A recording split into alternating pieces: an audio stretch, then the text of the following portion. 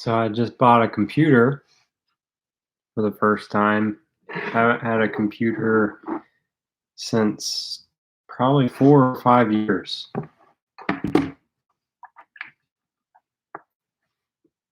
So that's how I'm able to do a live stream.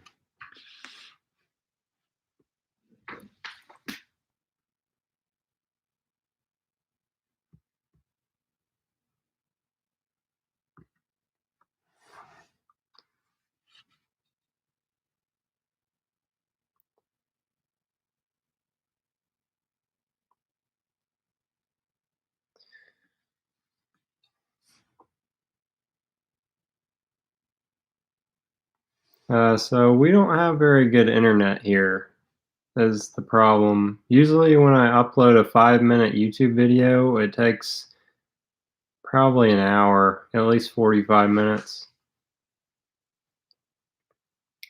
For the GTX 3076R, I don't like I'll repair those, but I don't do any I don't have any for sale.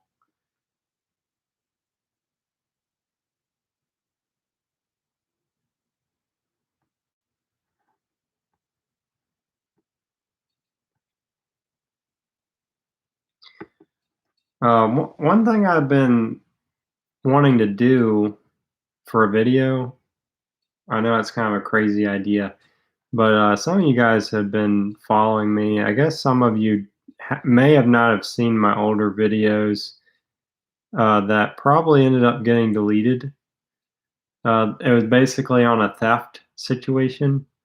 And one thing I wanted to do a video on that was destroying that guy's toolbox. I think it'd be a great video.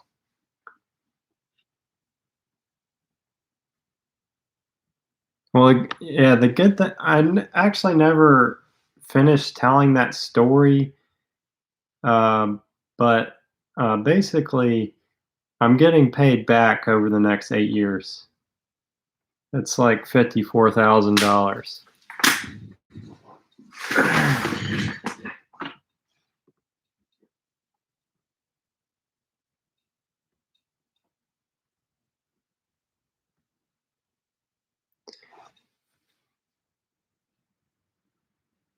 So the reason those videos got deleted was either Ian deleted them or Ian's girlfriend deleted them.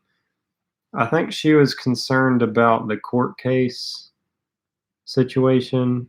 The whole court case thing just was kind of crazy because so the time frame at which that happened and then the time in between that. So you have to think as right after the theft happened, that was September 2019. It was only probably 4 months later before the whole COVID thing happened. So the court date kept on getting delayed.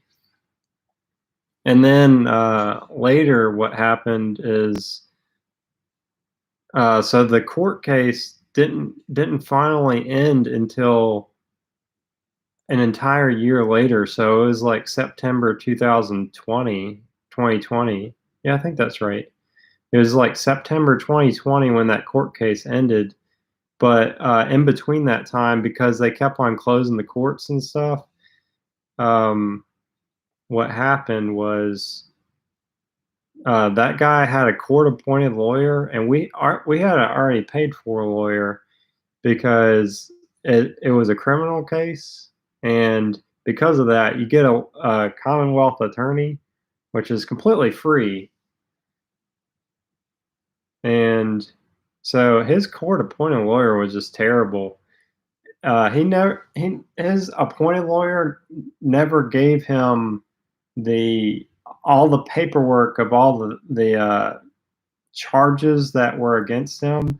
Well, not like theft charges, but I was talking about like it was like a stack maybe that big of all these transactions he had to go through and void them out because if I couldn't or didn't know if it was theft or not, he needed to go back and prove that. So he ended up having to pay for all that stuff, even if he didn't know for that.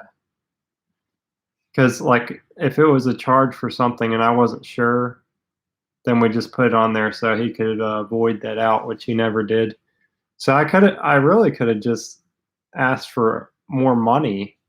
Like I could have just threw stuff in there that wasn't true, maybe a couple extra $100,000.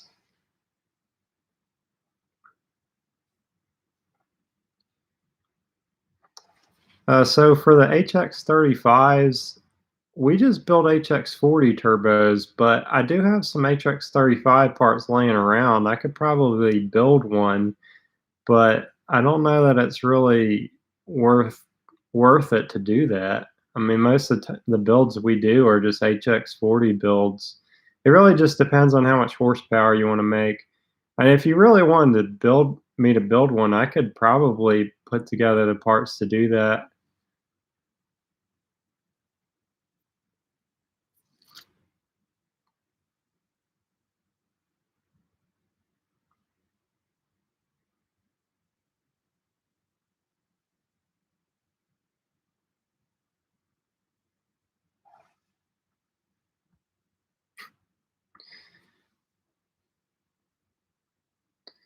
Yeah, I think the COVID thing's kind of interesting. So, Sea Monster saying that he acts like it didn't happen in Missouri at all. I never got it. I didn't ever have any family members that had it, but I knew some people.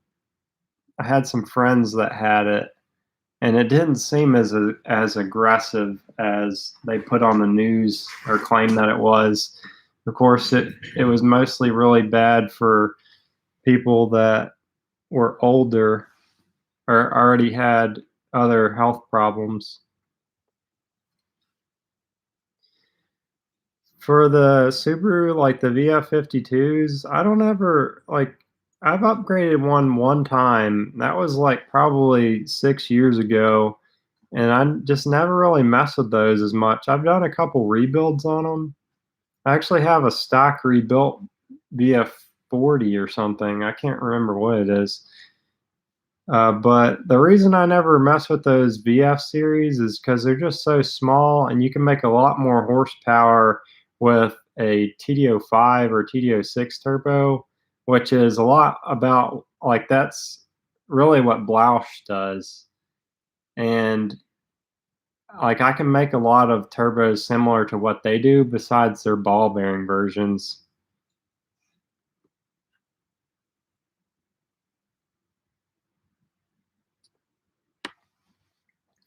For the HX40s, we have the 62 64s listed and the 67 67s listed. If you want a 60 64, I could build that. I don't think I have that listed though, but it would be the same price as the 62 64. I think it's like 900. I'm not really sure. The only thing I do for work now is I just do machine work now. I like sometimes I have to box stuff up, but mostly I just try and do a lot of machine work for people.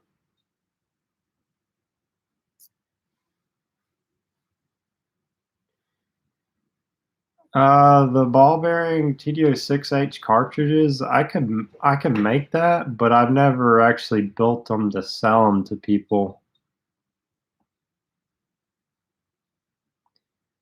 Oh, Ian's car, yeah. So the 335i, 6767.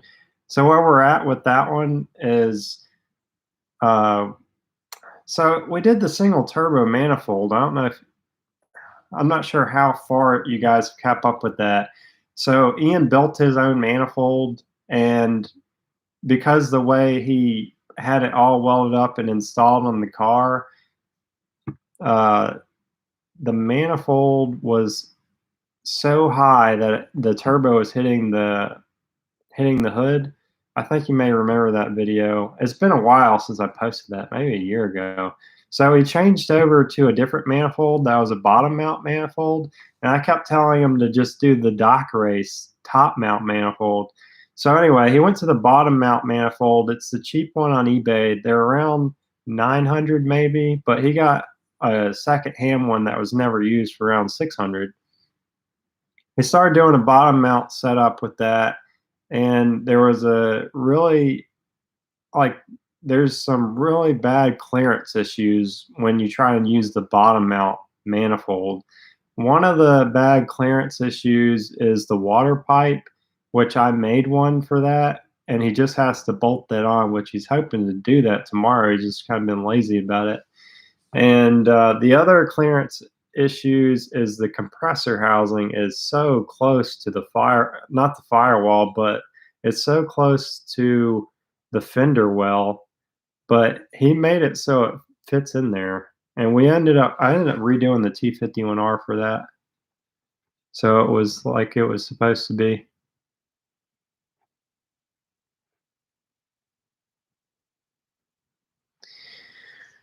So for the 6.0 upgrade kit, we've just always done those with the I've always done those with the 2003 turbine, but based on size, it still should work well with the 64 turbine because it's just a 63.5 compressor wheel. So, well, the main thing about the O5s and well, any of the 13 blades, because it has so many blades there, it's got a lot more restriction than that 10 blade turbine.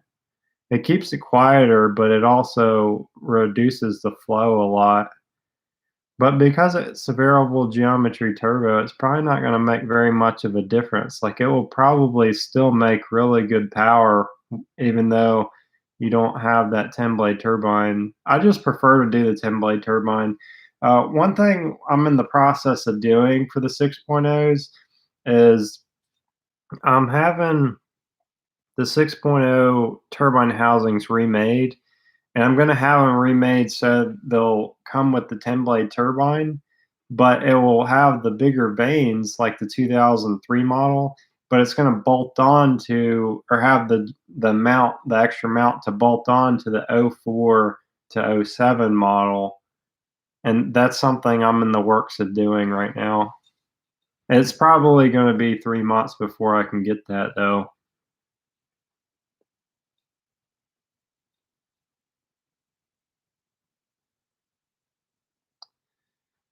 As far as machine work that I do on a daily basis, so yeah, like what I what I do for that is I have to machine a lot of bearing housings and stuff sometimes.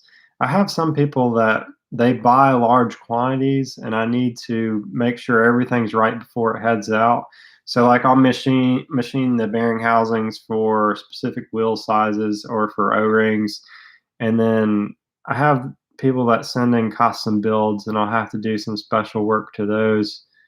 I try to do everything CNC, but I don't have everything on CNC. Yeah, so some of the housings that I machine on CNC, they only have a single radius, or the majority of them have a single radius. Some of them I don't know what the radius is, but I can guess at it until I can correct it and make it to where it's supposed to be. Because like basically nobody gives me a print of what that compressor wheel radius is. So I have to go and just kind of guess until I can get it right. And doing that, I risk ruining a compressor housing. So I try to, if I got to guess right or I got to guess close, and if I move it in too far or something along those lines, then I can't go back and redo it. So usually I try to I'll do like a radius program to try and figure out what that radius is. And if I'm not 100% sure if it's right, then I'll go back and cut the rest manually to make sure I don't ruin that compressor housing.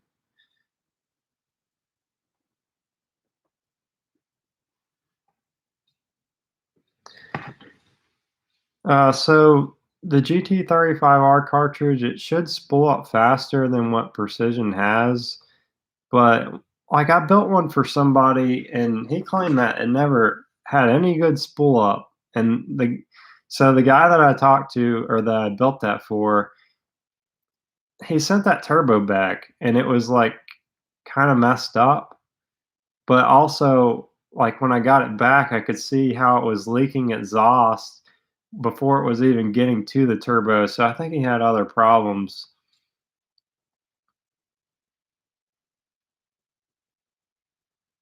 The GT17 model, I don't think I can even do a T51R on that. The dimensions are too small. That's just like the BMW N54. I can't do a T51R mod on a compressor housing that's that small just because the dimensions are just so tiny. I can't add that anti-surge in there.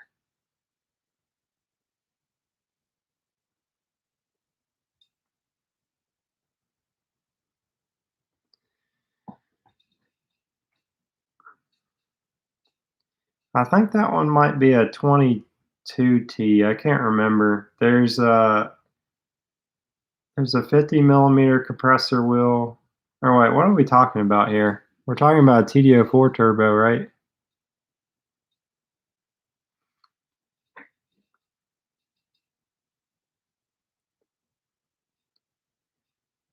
I've never heard of anybody having an oilless compound turbo.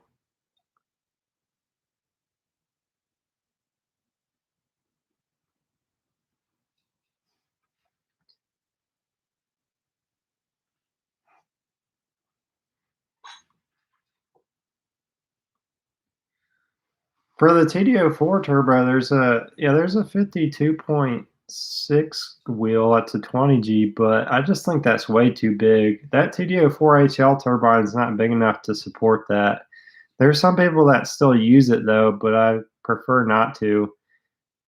Like the TD04 HL turbine's only 45.6 millimeter. So when you start to go over 50, you're just kind of wasting compressor size because it will never flow more than what that turbine can remove airflow wise.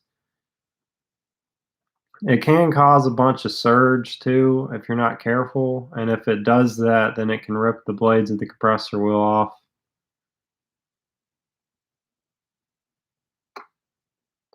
The Cummins 6.7, I always do that 67 upgrade.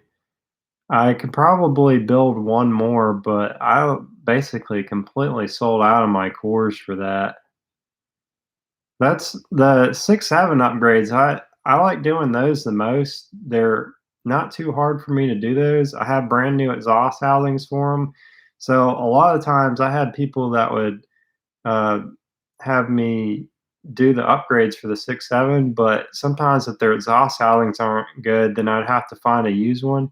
But I just ordered new ones that were already machined, so it's so much easier now. I have probably, I think maybe 90 of those or so. I've used a couple of them.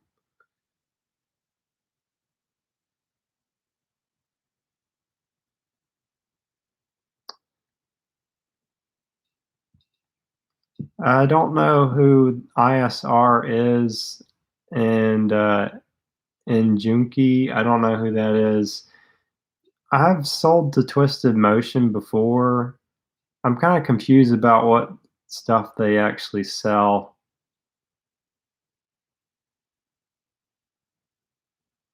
I don't know anything about the quick spool valve stuff.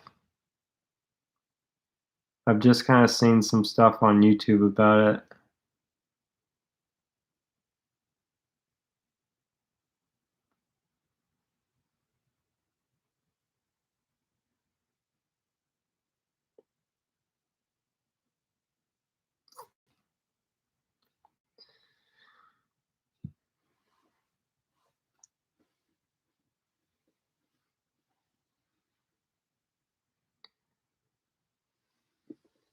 For the GTX 35R, you really need to check that oil drain. Most of the time when you put a new turbo on a car and it's leaking oil, it's not the turbo that's bad, and the thing I have a couple videos on that. So the main thing to keep in mind, if you put a brand new turbo on and it's leaking oil and it's the oil drain that's the problem, that oil is not leaking out the drain back to the motor, so it's not removing the heat. And once that heat starts to build up, it can cause that the oil seals to go bad. So if you keep running it, it will need a rebuild. But if you haven't run it very long since it was leaking oil and it's the drain that needs to be corrected, then the turbo isn't going to need to be rebuilt.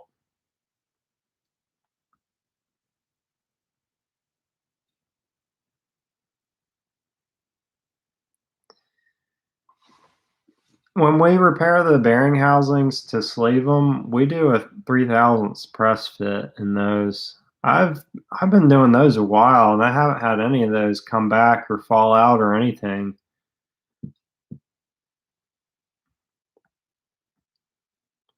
I know I've done one at least like a year and a half ago that still hasn't had any problems coming back.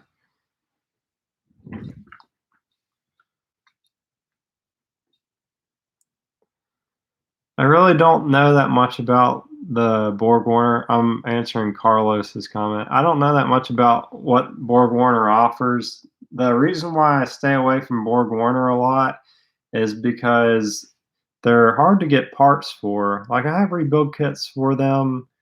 Some of the things I don't like about what Borg Warner offers is if they don't have the upgraded thrust bearing rebuild kit, then they can definitely have problems with failing if you run them too high a boost. Otherwise, if you use the upgraded kit, they're fine. As far as like being a 62 millimeter, you would be looking at something in the S200 range. They usually had those 270-degree thrust bearings in them though, but you should be able, well, you might be able to get an upgrade thrust bearing for that. I'm not really sure.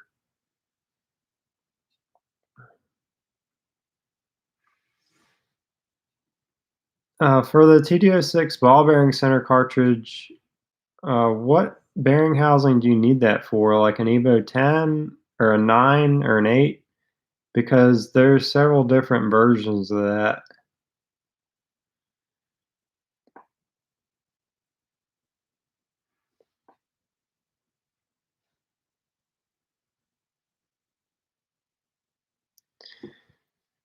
Well, Precision also had problems too with their thrust bearings failing, but there's an upgraded version of that too. A lot of those companies that built those turbos, they sometimes they would work fine if they didn't run them too hard, but I guess if they ran thin enough oil, then they didn't last very long. But generally, the Precision ones they had a ton of thrust bearing problems, being that they had a steel bearing, and that's the thing that I commonly see anyway. But once we correct those, they usually never come back.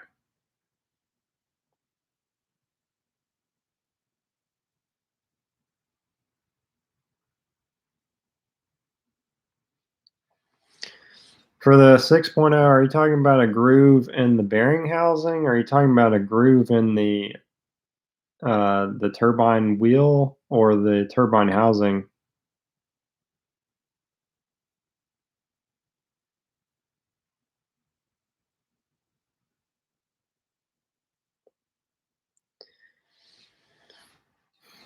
So for HRG35 coupe,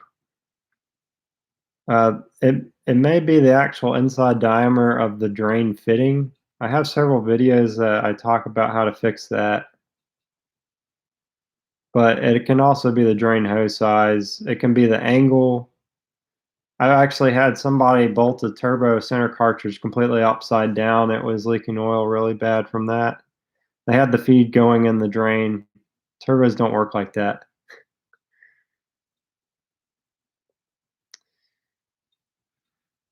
Carlos, what are you putting a turbo on to begin with? What motor?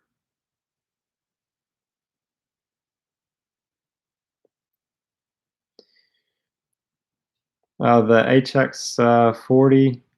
So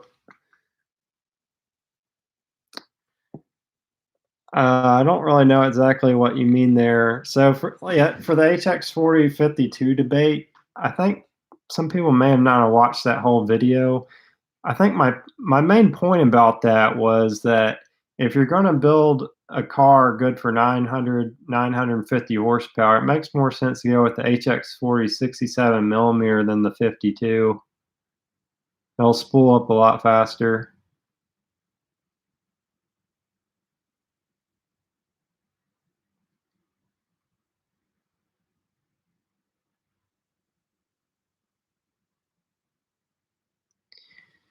The Yeah, so the material I use to press in the back of the bearing housings, I just grabbed some steel from it's from Tractor Supply. I don't even know what grade it is necessarily. It doesn't have to be like anything extraordinary. It doesn't have to be stainless or anything. It's it's not it doesn't really have to be anything special, but I definitely wouldn't use anything like aluminum or anything unless it had an aluminum bearing housing. So the way the rear seal of the turbo works is that rear seal never spins. It just sits there, and then the turbine shaft spins around it. So the rear seal area will never wear out unless the turbo develops shaft play and the shaft ends up hitting against the bearing housing seat area.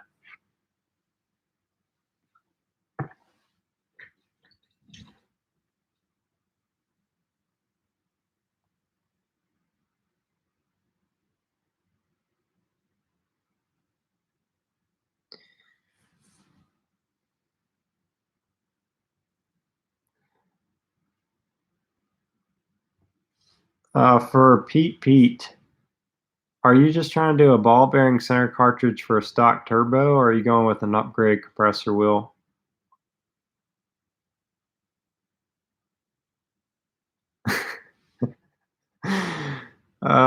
Yeah, so the reason we don't deliver to South Africa anymore, in Africa in general, is because every time we would ship there, the delivery would never be confirmed. And I just kept losing so much money shipping to Africa, so I just cut Africa off of our ship to country on eBay. But it was just a complete annoyance to do that. I don't know if there's corruption in the post office there or the mail carriers or what's going on there, but it seems like either they're really disorganized or people in Africa are stealing the packages. That was several years ago that I did that too. I don't know if things have changed. It was probably at least 7 years ago.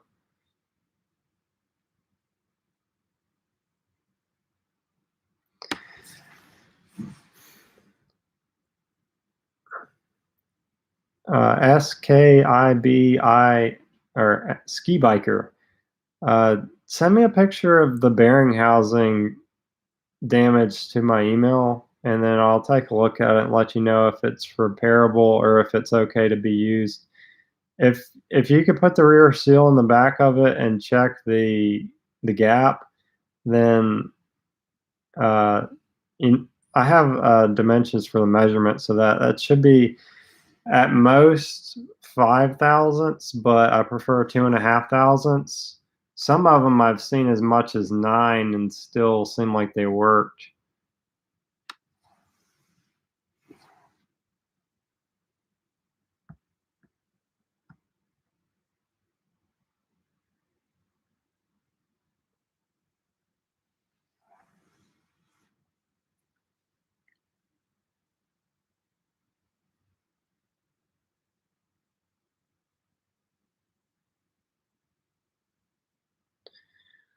The eBay special GT45s, I've only really heard about those.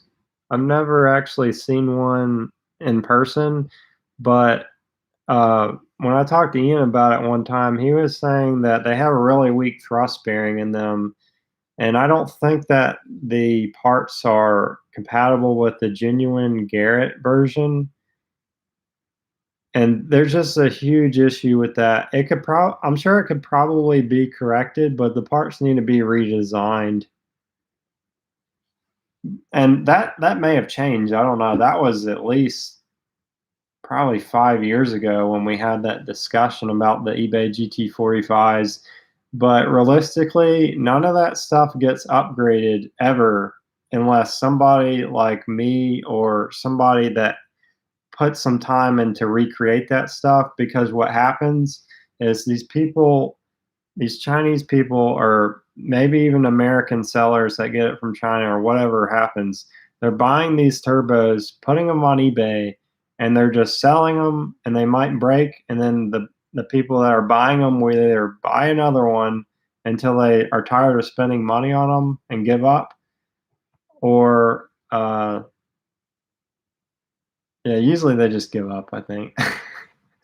I don't think that those ever, like, problems with the eBay turbos almost never get fixed. The reason is because it's so cheap to buy another one. But the problems could be solved, like, completely by either buying a reliable turbo or having the parts redesigned. It just depends, like, how much money do you spend to fix something that's you can buy for less money? I think that's where it becomes an issue. Then you gotta convince the customer that you're permanently fixing their turbo, and they may just completely give up on those Chinese turbos by that point.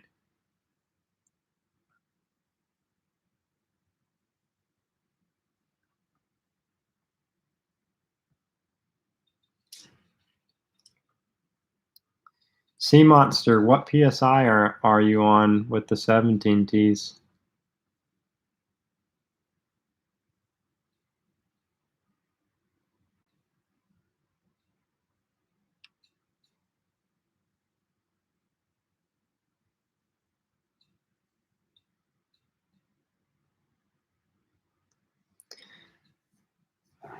Pete, do you want me to just make you a bearing housing and a ball bearing cage, or do you want me to try and build a cartridge for that?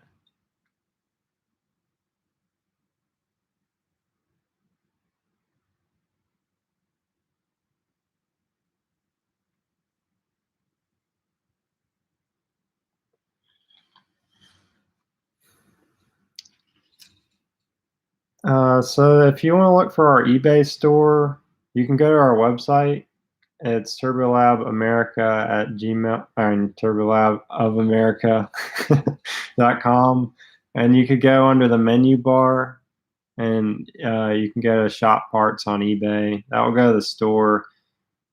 I don't know if I've completely finished it for the turbos though, but you could always search under BMW Racing underscore six the items that we have for sale.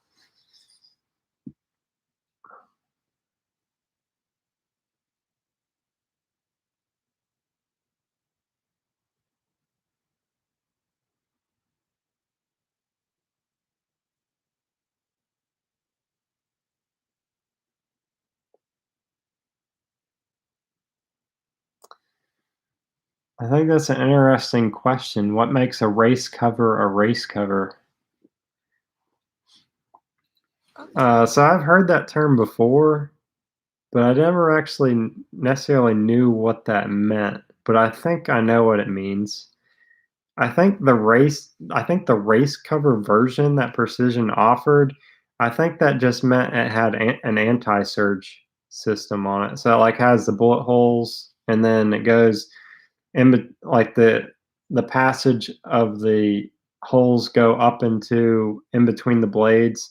The purpose of that is to relieve pressure when the turbo might start to surge at high boost, or well, it can also surge at low boost too, but that's the purpose of the race cover.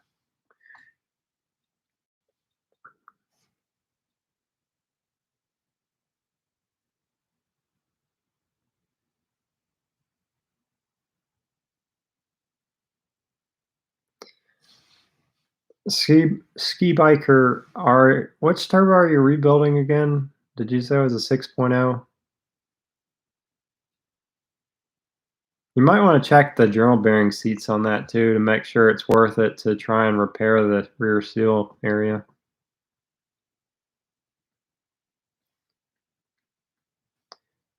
Sea Monster, uh, Does it seem maxed out at 27 PSI? Like, when you go up and boost it all, is it just producing heat, or what's going on there? I'm kinda curious. If it's producing heat, you might be able to put a bigger intercooler on there and go a little bit higher PSI, but, there's a possibility that the turbos just may be maxed out because they didn't really have that big of a turbine wheel in those. I've done the HY35 cover T51R before, but that's not something I have in stock. That's usually a service I do. So Pete, I can, uh, well, I think I might need you to restate that. So when you're saying that you want a cartridge, usually that means that you want the shaft, compressor wheel, assembly. It's called a CHRA. Are you wanting all of that, or do you just want the bearing housing and the cage? Because if you want the compressor wheel, I probably have to order that. I have everything else though. The Hitachi turbos, I never messed with those. There are some that were on the RX-7 model, but the reason why I don't mess with those is because they're just such a one-off thing. Like, RX-7s are just so rare. As far as the 10B, I don't know what that turbo came off of. I don't think I've ever heard of that one before.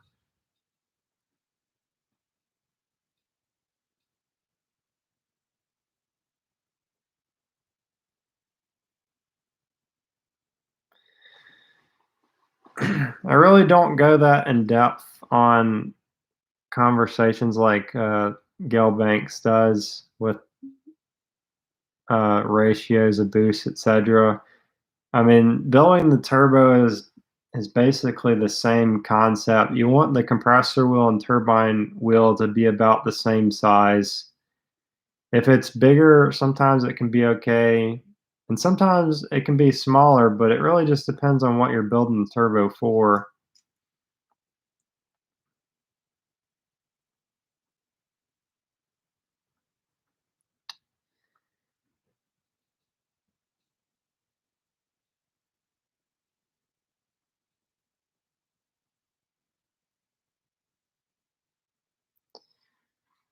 For the 6.0, you just need to check the journal bearings for scarring. If you can, well, did you measure the gap with the piston ring? Well, and I guess if you know it's damaged, then it probably needs to be repaired. I have a couple bearing housings here that we repaired. I could probably do that as a service if you want me to try and fix yours. I think a replacement bearing housing is like 200. Sometimes you can get a replacement turbo though, a used turbo for around 125 bucks. So sometimes it just makes sense to buy another turbo. But we usually replace, I mean, we'll go back and repair the rear seal area on a lot of stuff that we do because if I buy a used turbo, then you have the risk of buying a bad one too.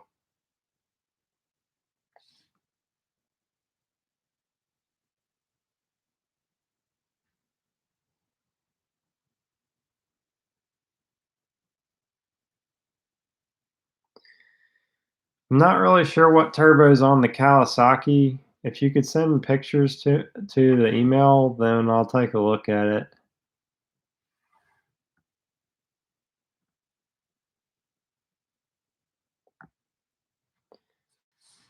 So Pete, I'll try and fit that in my schedule then to make a bearing housing. I'll have to make one out of like an Evo 8 turbo or an Evo 8 bearing housing.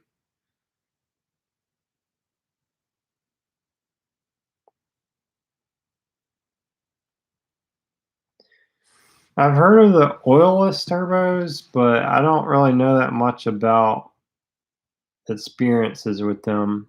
I've never heard of anyone doing a compound on it, is what I meant.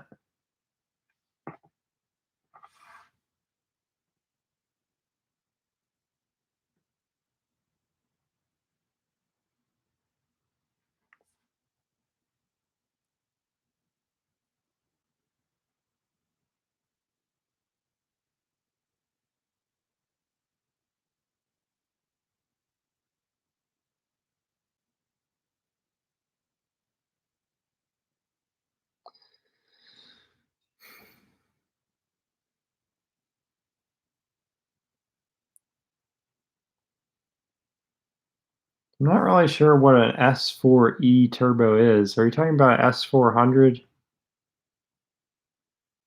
'Cause that sounds about the right size.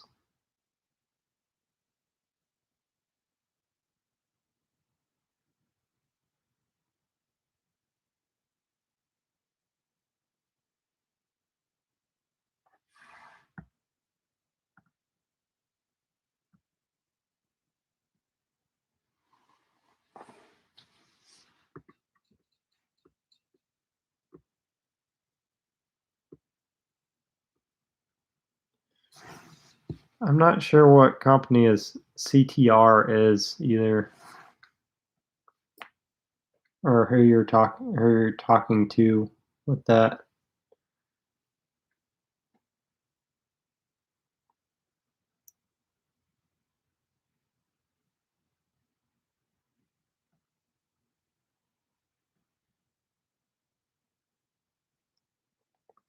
If you buy the 10 blade turbine, then the turbine housing is going to have to be machined if you don't have the O3 turbine housing.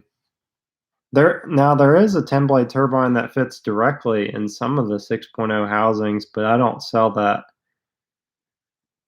You can get that from SP Turbo, I think. Those 10 blade turbines that are a direct fit for the 6.0, like an O. I think it fits there might be one for the O5 to O7 and then the O4 to O5. There's two different sizes there. I have a couple videos on that. The O5 to O7 had the smaller 64 turbine, and then the O4 to O5 had the larger 66.6 or 66.4 turbine, but as a 13 blade, and it had narrow vanes. And then the O3 had the wider vanes, which is why the turbine wheel won't fit in the other model, even though the turbine blade is still the same size. It's because it's taller and touches the housing.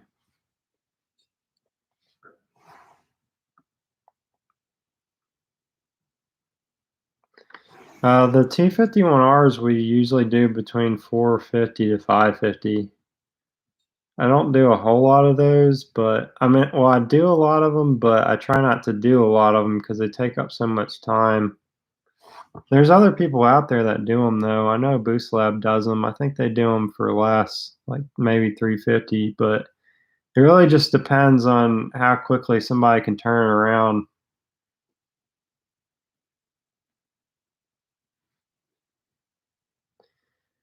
I have a really good video on the difference in the billet wheel versus the cast wheel.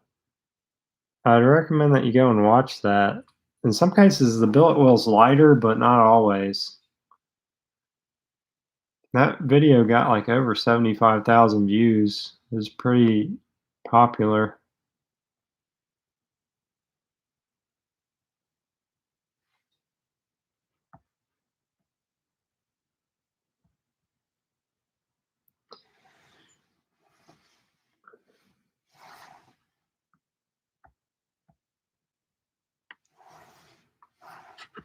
Does anyone else have any questions? I know it's getting kind of late.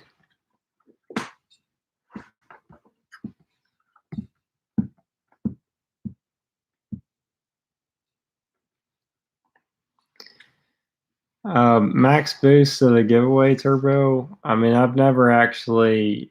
That was actually. I think that was the first one I made.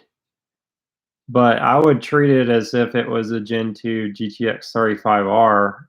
I wouldn't run it over 35 pounds. Generally, that turbo should be good for around 30 pounds. I mean, like if you run it over 40, it's definitely going to break because I've had people that did that. I think I had somebody run around 35 pounds of a similar turbo and be fine. But once you start running ball bearing turbos, the GT35R cage at higher boost over 35, then it just doesn't last very long. I had one guy that made it's like 940 horsepower, and he had just the GT35R 62 turbine and a 1.06 turbine housing, and then the compressor wheel was like a 67. because that was before we developed that 67 exhaust wheel, and he made like 940, and then the turbo broke because he was at 40 pounds. It just was never designed to do that. Plus, it had too small a turbine wheel anyway. I was on an Evo with a stroker, I think. I've never heard of Turbo Concepts out of Michigan, so I don't know what. I don't have an opinion on that.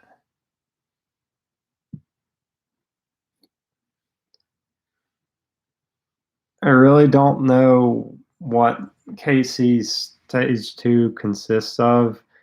I did have somebody that brought a turbo here. I think it was either, I don't know if he brought it as a core or if we repaired it for the Stage 2, but it had a 2003 turbine housing on it.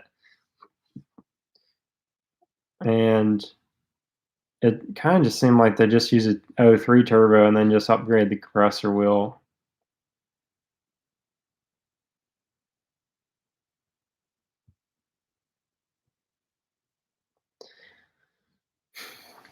I think that's an interesting question on the CW. I don't really know the answer to that. I would really treat it as if it was an HX40 with a smaller exhaust housing. So that should be good. If it had a big exhaust housing, you should be able to make 700 horsepower out of it.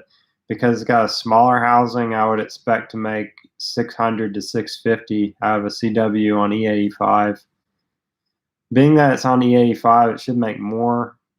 That would be generally like on just 93 octane is what I would think it would make.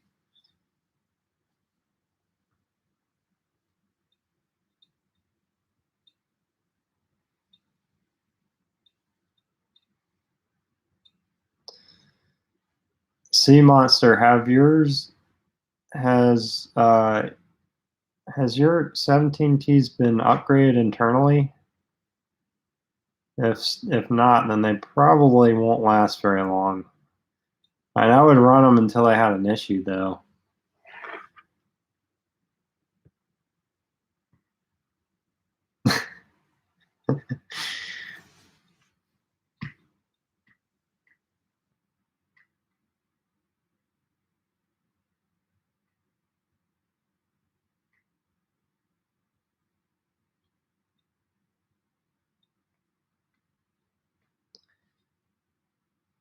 The KO4s are different. There's so many different versions of that. Some of them can go with a bigger wheel, and then some of them pretty much all of them you can upgrade, but I can't do all of them because I don't have the setup to do everything for I can't do any 2.0 T upgrades. The ones I can do, I can do the upgrade on the Mazda 3, and I also just got new covers for those too. The Mazda Speed 3, the CX-7, I think has a similar turbo but smaller exhaust housing, and I could do the upgrade for the. Trying to think of the other ones. There's a 1.8T Audi TT turbo that's so similar that I could do the upgrade on that. We use a 51 millimeter compressor wheel on those. It's 51 by 62 by 66.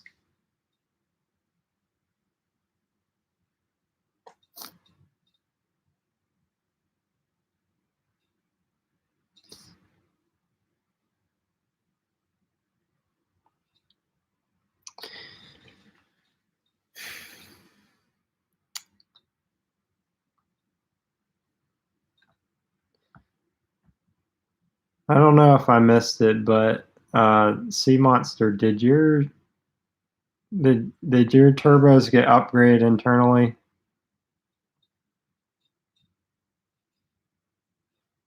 Because if not, then you're probably seeing early signs of that going bad.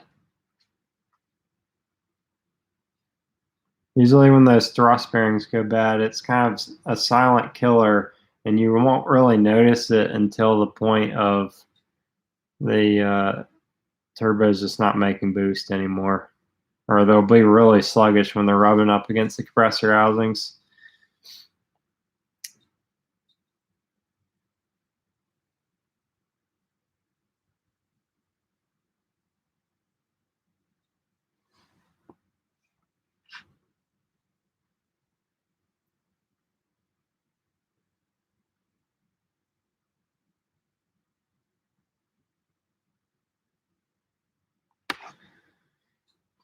So when you're upgrading the CW turbo, it really just depends what size engine you're putting that on. If you have a CW on like a 1.8 motor, then I would probably just leave it as it is. But if you're putting it on like a 6-cylinder motor, I'd probably upgrade that turbine to the 67 turbine, especially if you had like a 3-liter. If you had a 2.5 liter, I would be wishy-washy on whether you'd want to upgrade that. It really just depends on horsepower goals, because if you only want to make 450, 500 horsepower, you could just leave the CW as a stock turbo and probably make that. I talked to one guy that claimed that they can make 650 horsepower on the common rail with this factory turbo with just tuning, but that was the only person I ever talked to that claimed that he could do that.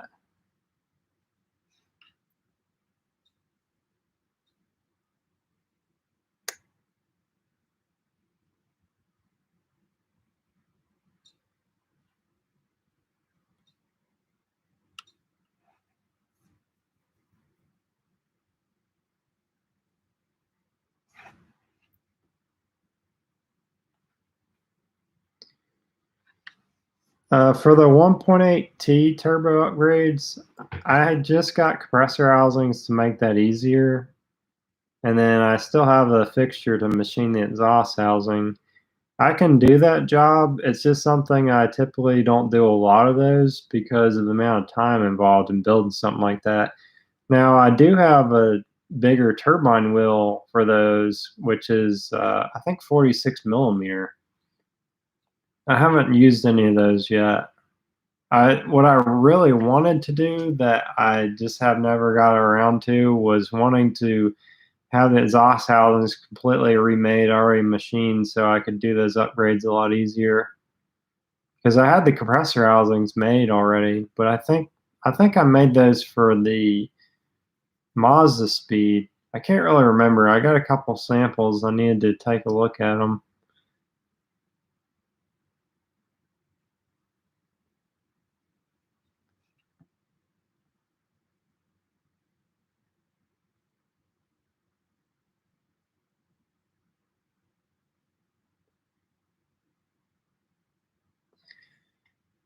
So Dub Pilot, we haven't been taking phone calls for probably a year now. The the issue with that was we had so uh, I'm going to assume that most people haven't seen the theft videos. And basically, I had hired one of the guys that go to my church, and he ended up stealing a bunch of money. So we ended up getting rid of him. Well, he left. Anyway, he was looking at like a 35-year prison sentence for that because it was like 3 felonies. Well, after that, we still had 2 other people answering the phones, but they were they were kind of causing issues, so we ended up just getting rid of them. Uh, it was very kind of unclear what exactly was happening, but based on what Ian was saying, was that they were clocking in before they were getting here to work, so they were basically stealing time to get extra money. And then one of them used the company card to buy like Dr. Peppers, and he bought food for his lizard. And but I mean, luckily that wasn't even that bad, not compared to what the other guy did. But still, theft can start off so small, and then it just escalates. So the thing that made it difficult was like I don't have time to watch over these people to make sure they're doing what they're supposed to be doing. especially when I'm just selling so much stuff on eBay and Amazon. So it's a lot more worth my time to just not do the phone call thing and then just fulfill the orders where people have already paid me to do stuff. So, like, I want to be able to do the customer service, but I can't manage my time to be able to do that. And the thing about it is, like, I could hire somebody to probably do my job, but I want to have the better quality because I know what I do is so precision. Like, I don't hardly machine anything unless it's under at least 2 thousandths. The width of your hair is 3 thousandths. So I just want to make sure everything that I make or that leaves here is perfect. I've had times where I would like hire somebody to do a certain job and then I'm going back and redoing it anyway because they didn't do it the way it was supposed to be done. So, like, it didn't matter really how you looked at it. It's like if I was gonna pay somebody to do that job and then I'm gonna go back and redo it, what's the point of me paying somebody to do that job when I could have just did it myself and saved time?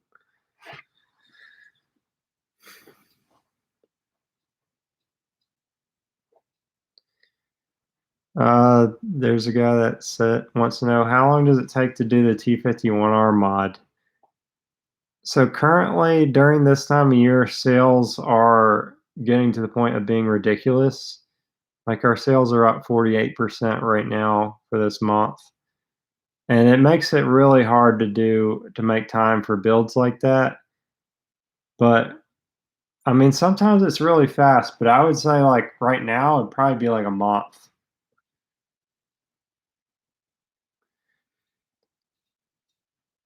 The way we do contact is usually through email. I have somebody that answers the email.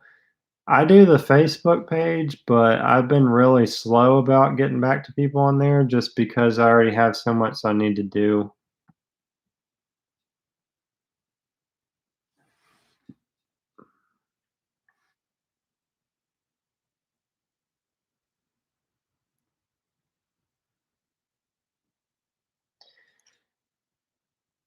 I don't really know what the super chat is.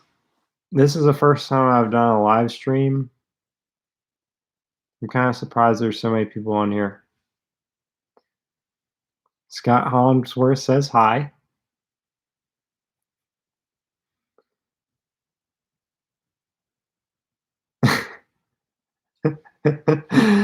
uh, this guy's funny.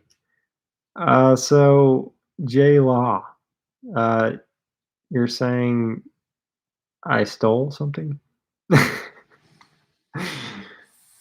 If something got stolen, it wasn't on purpose. There's just so many people trying to have me do stuff for them.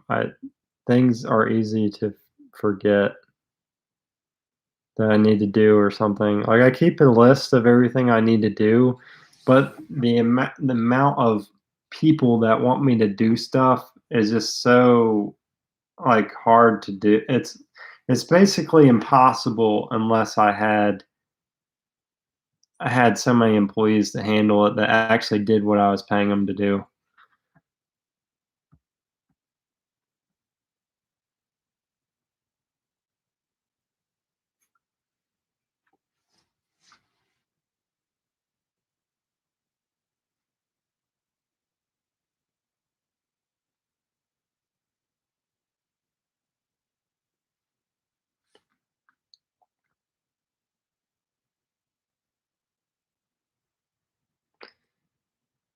The T51R mod we do for between 450 to 550. The 6266, I'd probably do that one for 450 if you wanted to do that. But my turnaround time's not going to be that good this time. Like I could probably get it done in a month, but you may want to check back with me in like a couple weeks or so in case I can get that down. It really just depends on how bad you need the turbo right now.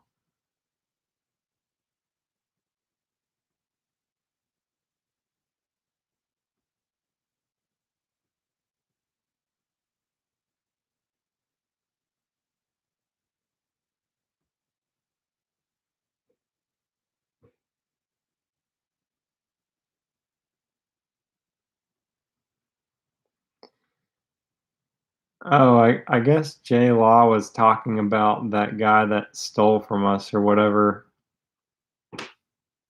And to me, it's not really that big of a deal. I've had a lot of that happen, so I'm kinda used to it at this point, but the last stuff was it was kinda hard to believe that that happened. I can kinda go into detail of some things that how bizarre it was. So, basically, the guy had a company credit card also, and there's a lot to the story, but he had a company credit card, and he ended up, using his card to log in access to American Express. He ended up, making he basically, he logged in to American Express, changed the password, and then turned off the notifications so I would not get notified when he used the American Express card. Because I had notifications, so anytime a charge happened, I would be notified when somebody purchased something. Well, he logs in and changes the settings, turns off my notifications and lock me out of my American Express account. But there was more to that story. He also created a bank account with the TurboLab name and put himself on the as a primary, so he could just go to the bank and just deposit. I mean, he could just take out money whenever he wanted. I think he took out $500 twice or something. But I mean, there's a lot more theft than that.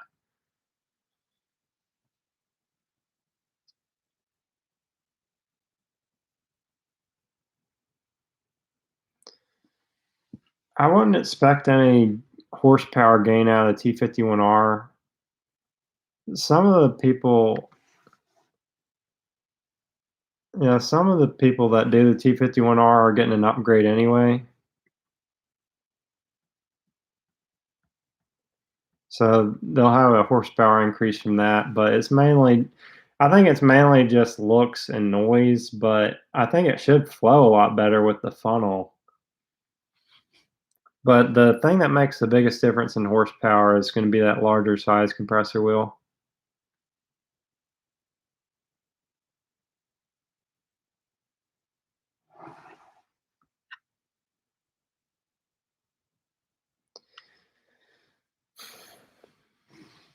So Dub Pilot, uh, some of those turbos might be okay. It's just hard to know because the most important part about those upgrades for the eBay turbos is you just got to make sure they have the upgraded thrust bearing, and some of them actually had it in there because I bought one.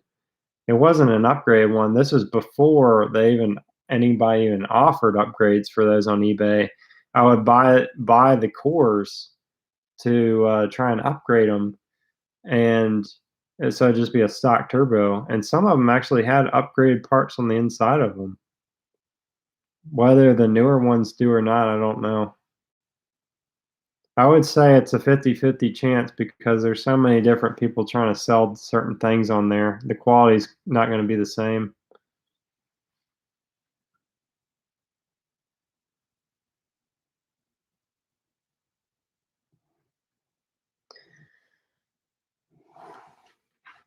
The well, I don't know if I understand what ski biker is saying.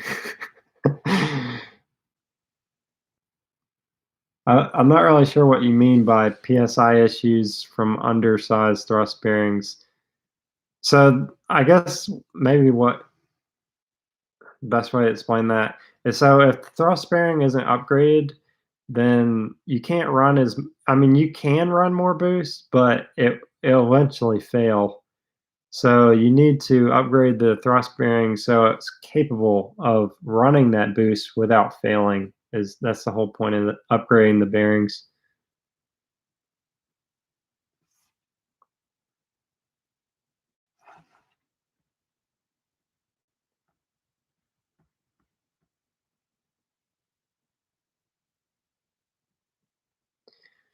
The TDO3s, as far as pushing over 20 pounds, I guess you're talking about on stock turbos. That may be an issue with the wastegate repair or something. But now it is possible that those compressor wheels, being so small, are not capable of moving that much air. It's possible that that might be the issue. The stock turbos I upgraded the stock turbos on my car. I was able to get 22 pounds out of them one time, but I never upgraded the thrust bearings, and I still need to go back and do that. I I've been riding on stock thrust bearings and upgraded compressor wheels for like 3 years. I think it's been almost 20,000 miles, and they've never failed. I'm at 18 pounds, but once you go over 20, then they start to fail really fast. There was one guy that I built a set for, and they failed like first pool he did at 22 pounds. They don't hold up at all if you don't have that upgrade thrust bearing and the collar and spacer. The main failure point is that spacer being so small. That's why we upgrade that to a 14 millimeter.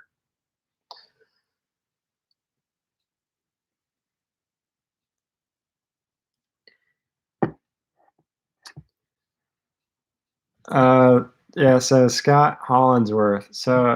What's interesting about the whole theft thing is it's kind of just part of business is the best way to put that. I mean, like the part where I actually hired somebody that did that is one thing, but the reason why I said it's kind of part of business is like when I sell stuff, like I have items on Amazon and stuff. Well, there's people that are going to buy the rebuild kit, take the parts out, the brand new parts, use it, take the old parts from their turbo, put it back in the rebuild kit, and send it back and get their money back. I've had that happen multiple times, but I haven't quite figured out how to prevent that from happening. I think there might be a way, but it's just so hard to figure out what's best to spend my time. It's like, how do I go after these people? I think eventually, if I get enough people saying they want to steal, then I'll have to quit this job, or I'll have to find a way to go after those people.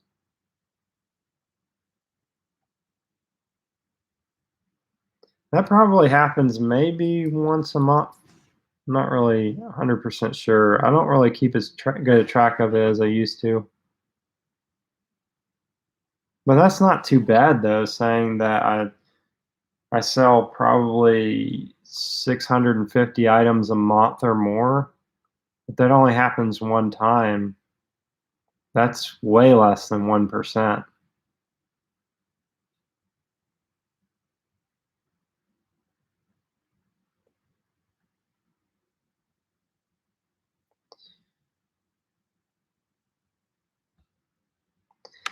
Tim wants to know what's the max boost on the stock turbos on the N54.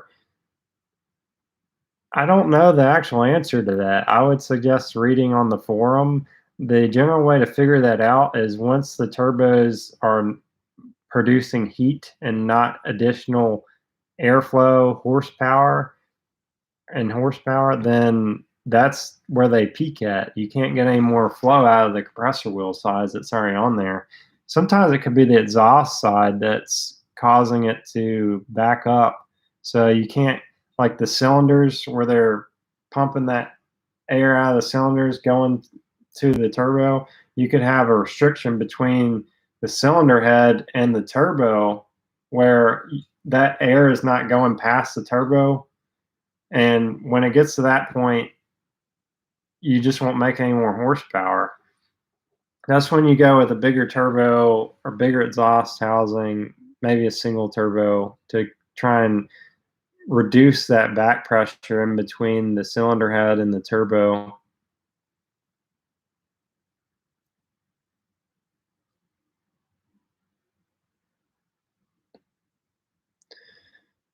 So the '03 and '06 6.0 differences, I have a video on that that's really good. There are several different differences in them. The main differences in those is the '03 has a bigger compressor wheel and a bigger turbine. The '03 has a 59 millimeter compressor wheel. The '06 has a 56 compressor wheel. And then the '03 has a 66.4 10 blade turbine. The '06 has a 64 millimeter turbine. The '06 has 13 millimeter vanes and or 13.2, and the '03 has 15 millimeter vanes. So that's the main difference in the '03 and '06 6.0 turbos. But you can go watch that video too if you want to watch that, but that's a summary of it.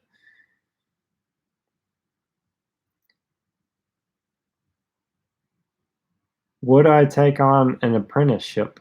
How far are you away from here, Devin?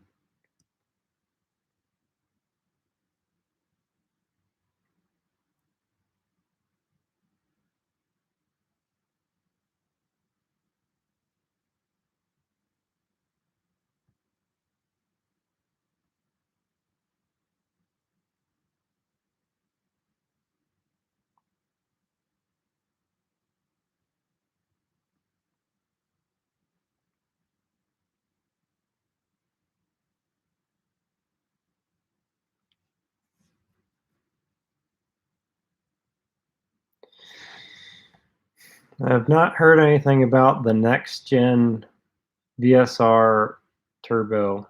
I usually don't keep up with what other turbo companies are doing. I just have so much that people want me to do. I just focus on what I'm already doing.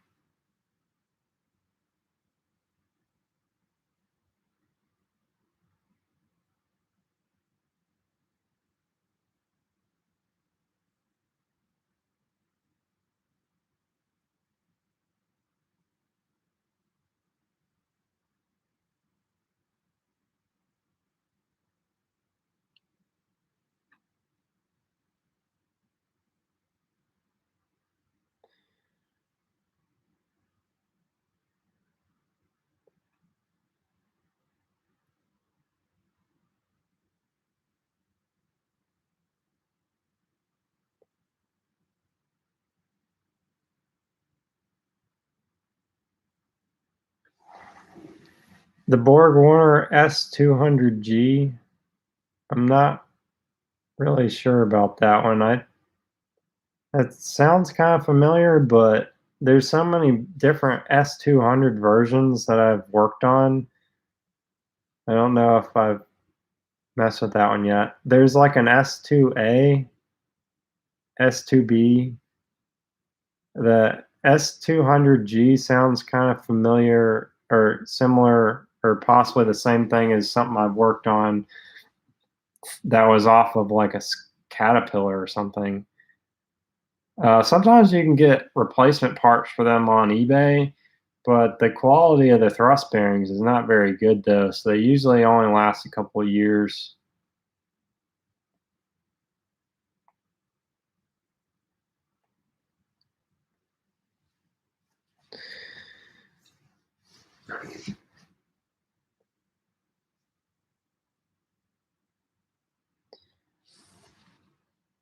Yeah, I've got some crazy stories of some catastrophic failures if you guys want to listen. I had quite a few for the 6.7 Cummins that failed, but I've since worked that problem out. That was something I had been dealing with for maybe a year.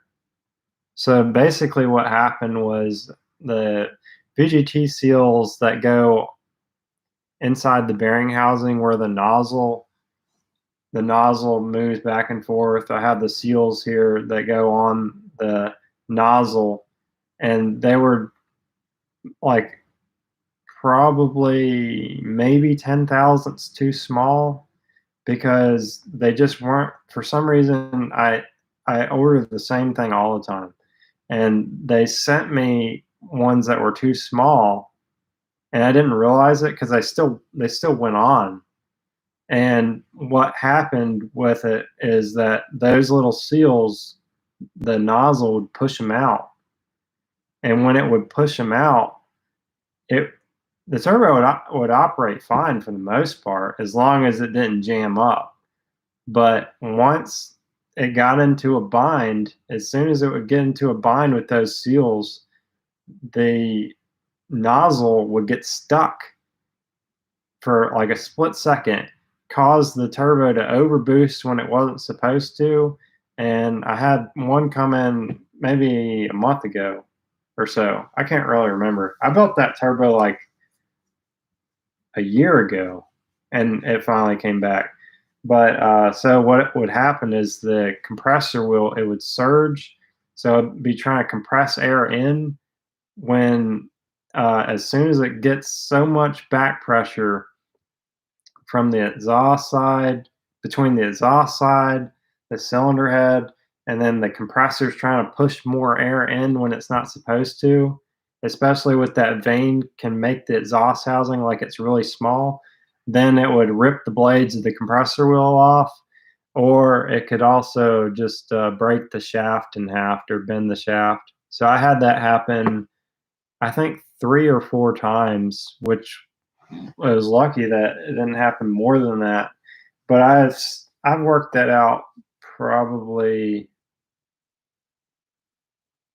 I don't know, it must have been like a year ago. So I'm thinking I won't get any more of those back that had that issue.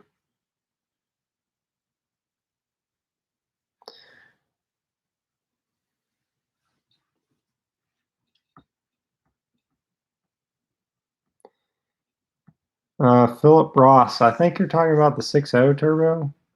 The compressor wheel difference is 56 millimeter versus 59.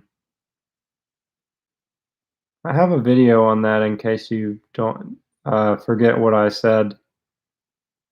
It's like 6.0 turbo differences is the video.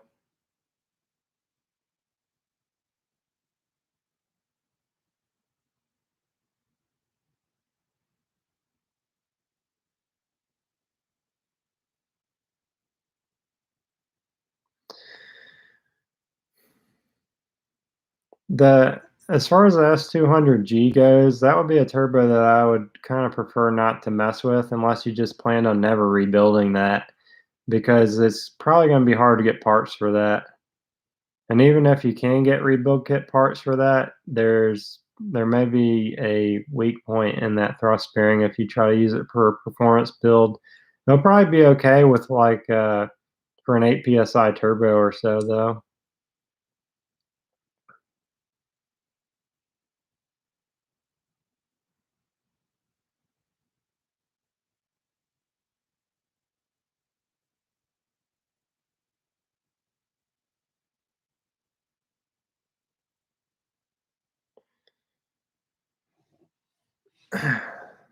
As far as exhaust pipe on the N54, it really just depends on the person that has the car, because like on my car, I have I have the catless downpipes, and then everything from the catless downpipes back is factory.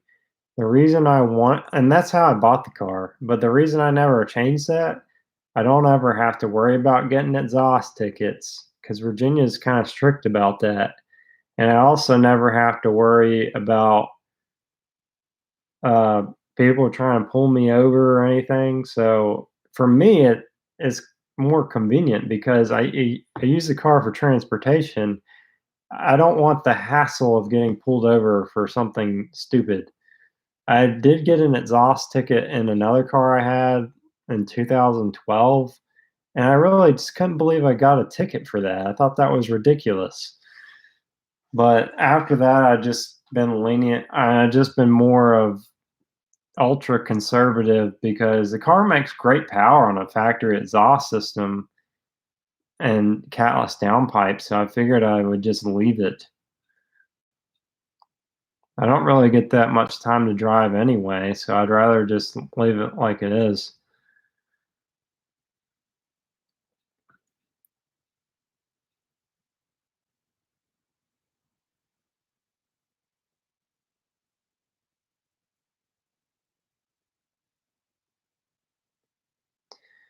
For the Toyota Supra, I had somebody that I built a turbo for a Supra. We did a HX40 T3.82 6767.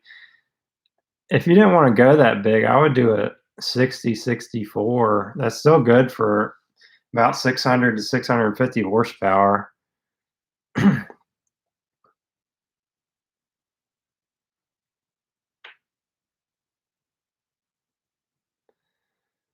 As far as the flutter you're talking about, I'm not really sure what that is.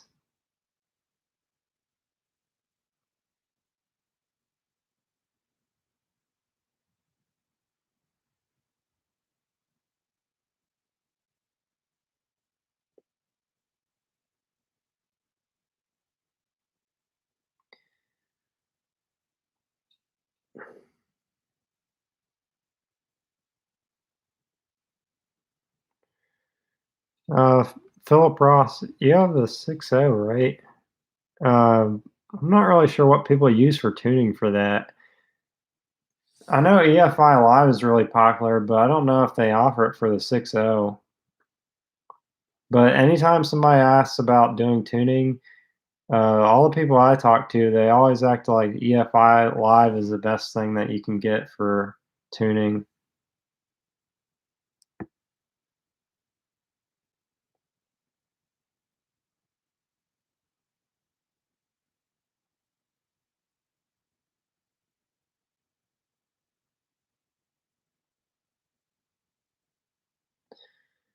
I don't have a Patreon or donation page. I know I had a donate link on YouTube at one point, but I don't really need money, so you don't have to send me anything. I'd be just as happy to have your company.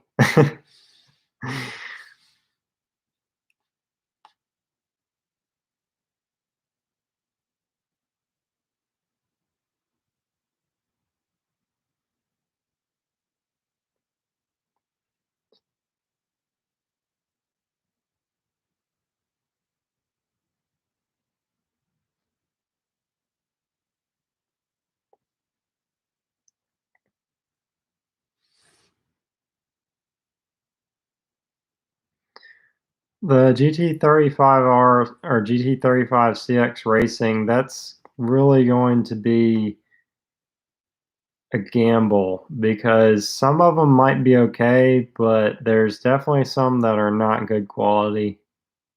Some of them you can convert over to a ball bearing center cartridge.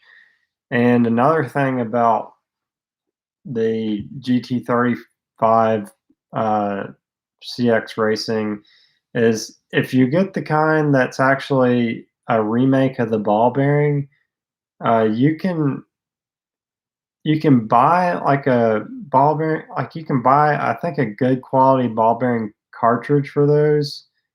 Like I build some of those, and there's also a company on eBay that sells them, but I don't know if they're good quality or not. So, and if you wanted to, if you could buy one cheap and then you want us to replace the cartridge, and I could probably do that, and that would probably be the best option for you. But I don't have any compressor wheels right now. I've been trying to get them for a long time. Yeah, the stimulus check video. I don't know if you watched that. Yeah, that guy actually ended up letting me keep that. He was so generous. It's only $9.25.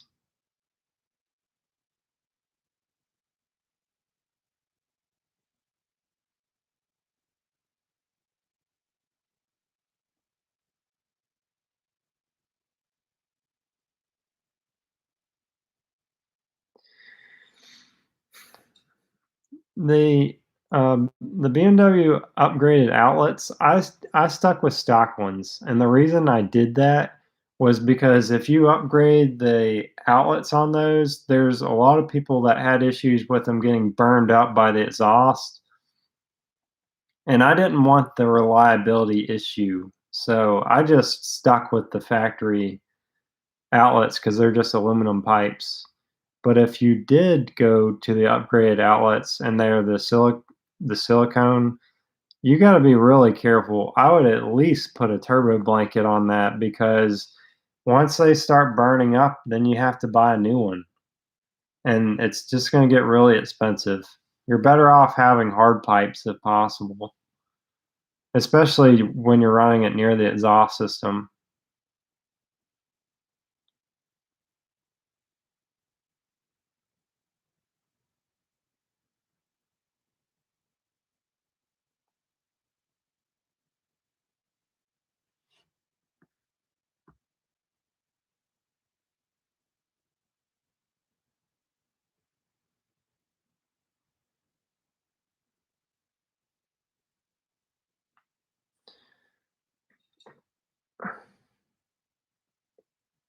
I was never into Suzukis. I don't know why you asked that. I used to be into DSMs though. That was a long time ago. I started that when I was a teenager. Got my first DSM when I was 16, and then I finished it when I was about 19. And then I finally got a turbo BMW when I was like 27. So that was like 3 years ago. Wait, 26. 4 years ago. I got that in 2016.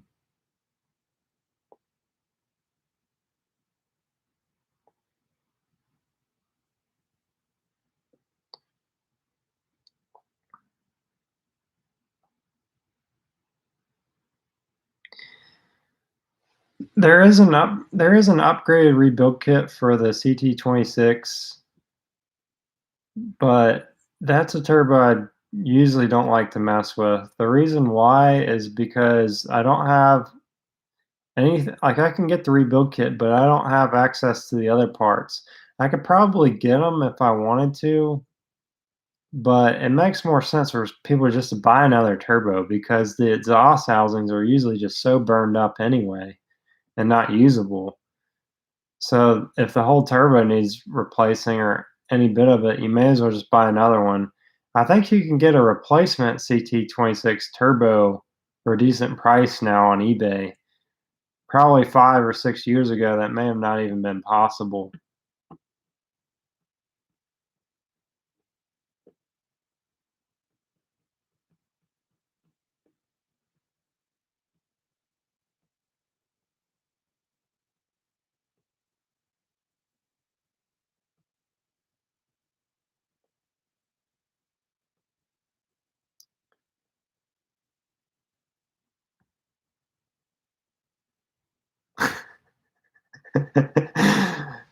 Yeah, I guess my math was off.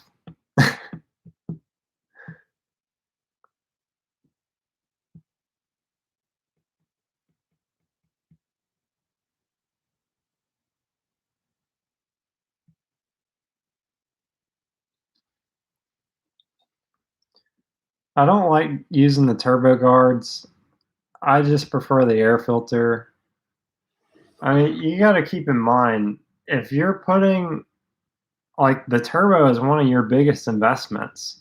If you put the turbo guard on there and it sucks in little rocks and things, like little pebbles, and that's happened, it can chew up the compressor wheel, but that's the minor part about it. Imagine that going inside of your engine and then getting stuck inside of your pistons.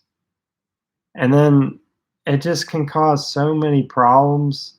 I just always use the air filter, especially for a daily driver.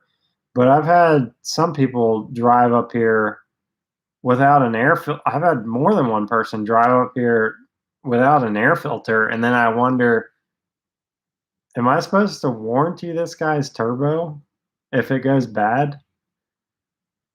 Like, it's super risky not to run an air filter because, like, especially around where I am, I've got a dirt driveway with rocks on it to come up to the house. So anything like that, it just goes right in the air filter, and especially being a turbo, it's sucking it all in.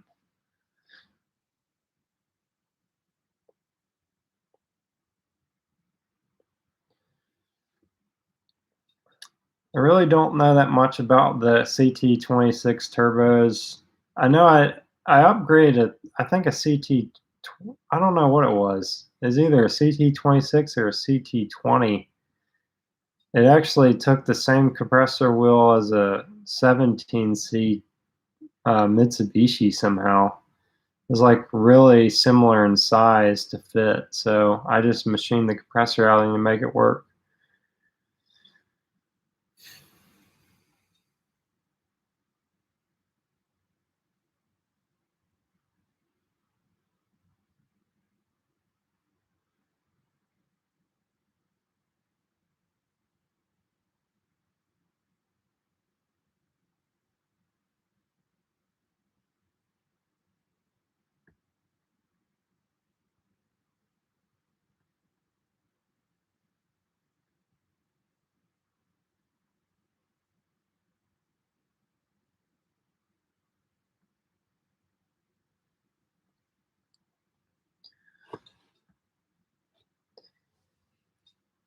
So Cards and Cars says he loves his ball bearing FP Red. I think that's interesting because I've had so many people call me about their ball bearing FP turbos breaking, and then that FP wanted to sell them a new cartridge, and it's like 1,200 every time. From my understanding, I thought there was a serious failure point of those, but they may have corrected that. I don't know. But I had a lot of people that used to call me about those and had a lot of issues. But it may have gotten resolved. I mean, that was 5 or 6 years ago. I haven't taken phone calls in over a year, probably 2 years by now.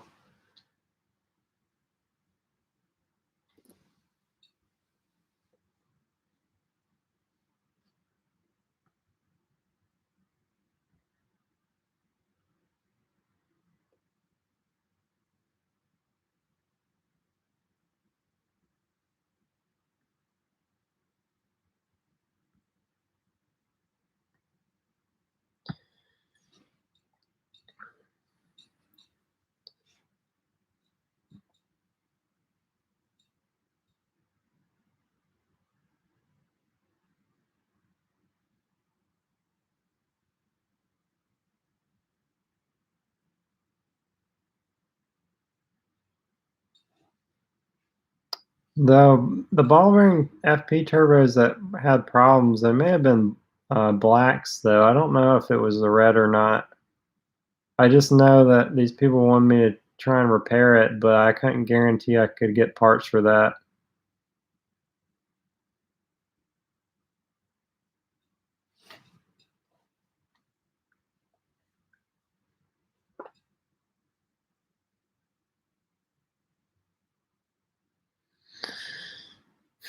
For a 600 horsepower for a Honda D16, that would probably, I would almost think a HE351 CW might do well for that, or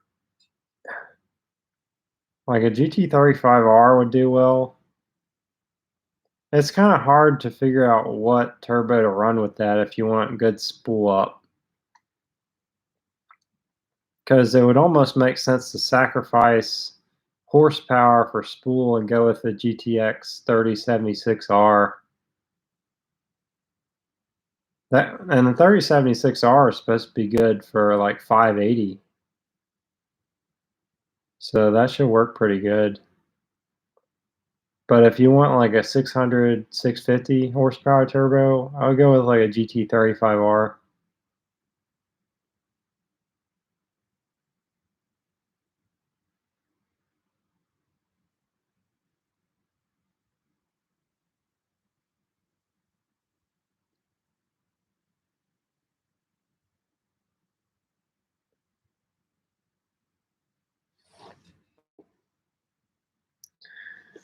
So if you want a good deal on the 4088 kits, I have those on Amazon, and there's only one left. I have a bunch of those, but like I have to like assemble them and stuff. But I could probably send you the link to that. There's also, if you go to the community page, I guess it's the community under YouTube. You, or it might be under my posts. I can't really remember. I posted a listing, or it was like a picture of the 6.0 kit, and then the link to it. And use the coupon code. There's a coupon code that I think expires this month or something, and it's like $70 off. I sold all of them but one so far. I think I had 6 on there, and they just weren't selling. I wasn't really talking about them. I had other things I was focusing on, but I'm trying to move them because these have polished covers. I need to change the pictures because the next batch, they couldn't do the polished covers anymore. So I just need to make sure the pictures align with what I'm selling.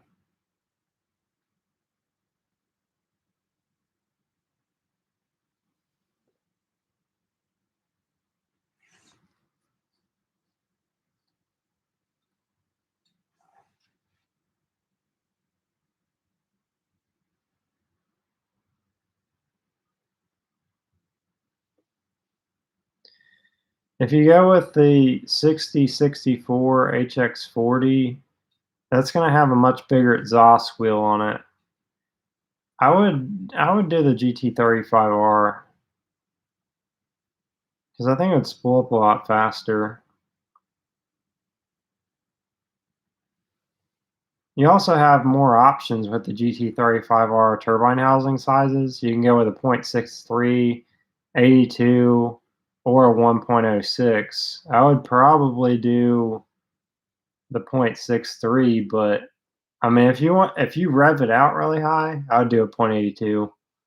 So if you're revving it out to like 8 or 9,000, I would go with a 0.82 most likely. But if you want the faster spool up, I would go with a 0.63.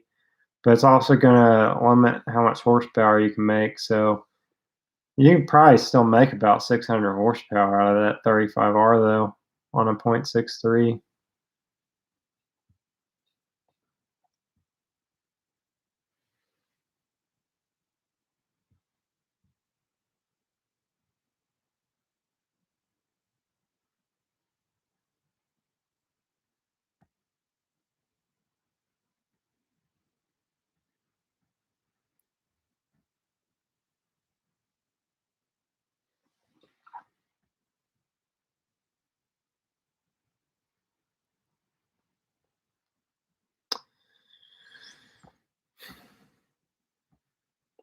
Any other questions?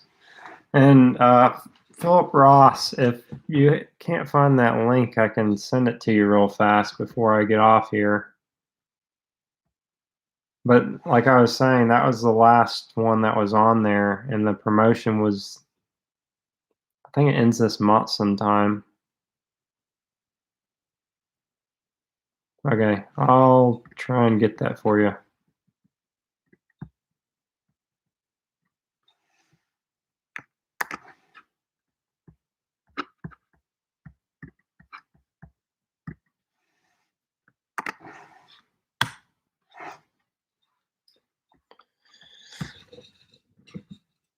Oh, let me get you actually, there's a coupon code that's cheaper.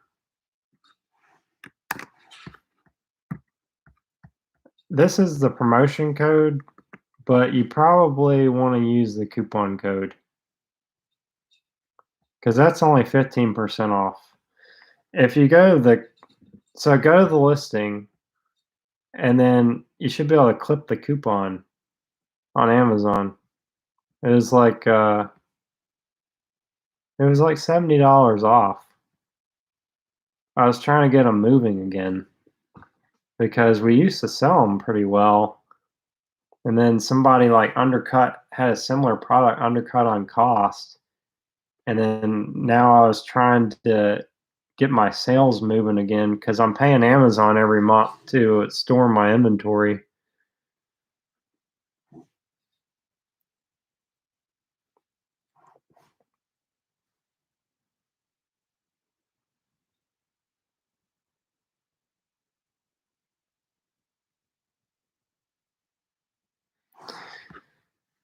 Overbuilt automotive, if you want a 35R and you can't find one, I have parts here to make one, but I don't know if I have a compressor wheel. I'd have to look into that. But I do have an exhaust housing and a compressor housing, and I can have everything else. I could probably do one with a billet wheel.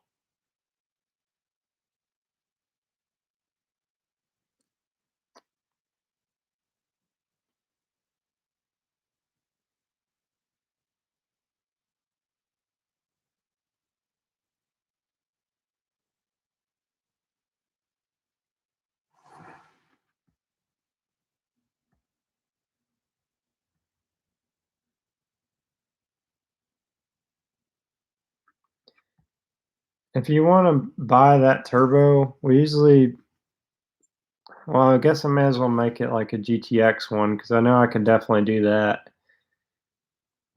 We usually sell those for 1100. So it's ball bearing, 2-year warranty, GT35R, billet compressor wheel. It's got our compressor housing on it.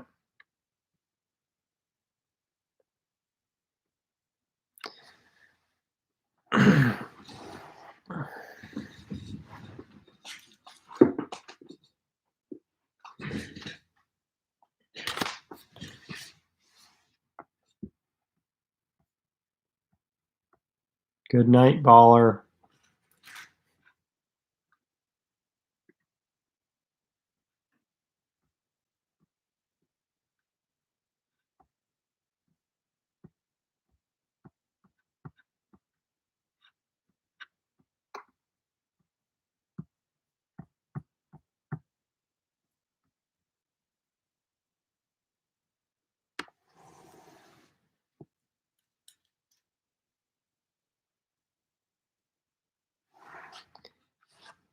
Good night, Philip.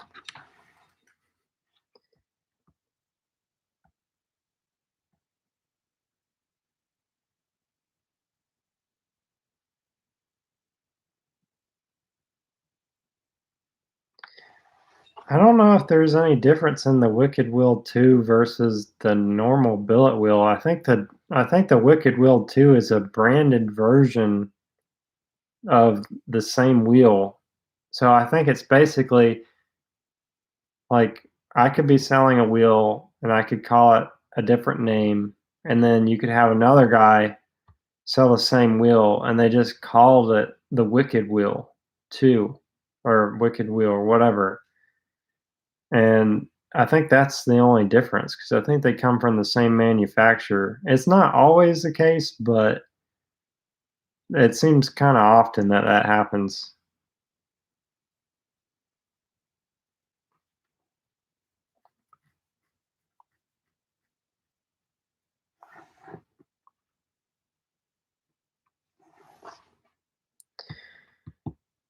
Gender squatch. I don't really know what how to answer that question. What about doing a T3 T4 Franken turbo?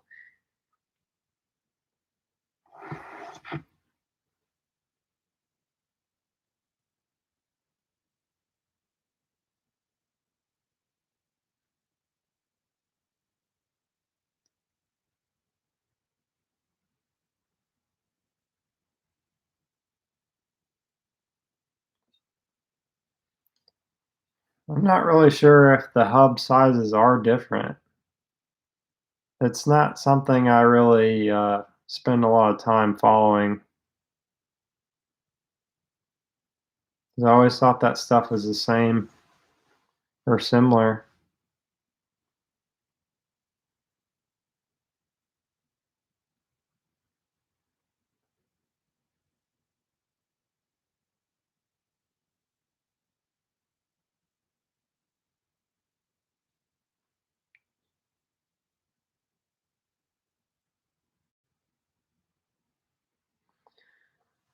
Eddie, I would still replace the collar and spacer, especially if, well, especially upgrading to the or using the upgrade collar and spacer. It may throw it out a little bit on balance, but you're better off using the upgrade parts because it'll be more reliable. If you haven't watched my video on balancing, I would recommend you watch that. But it's mainly talking about the N54 turbos, but the concept's the same.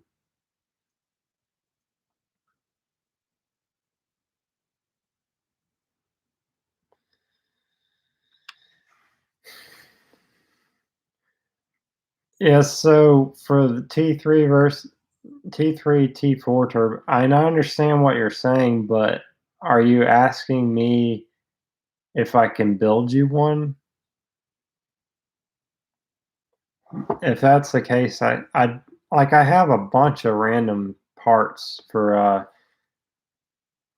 TO4E stuff, but it's not. I don't know if I can. I don't know if I have what I need to be able to build a T3, T4.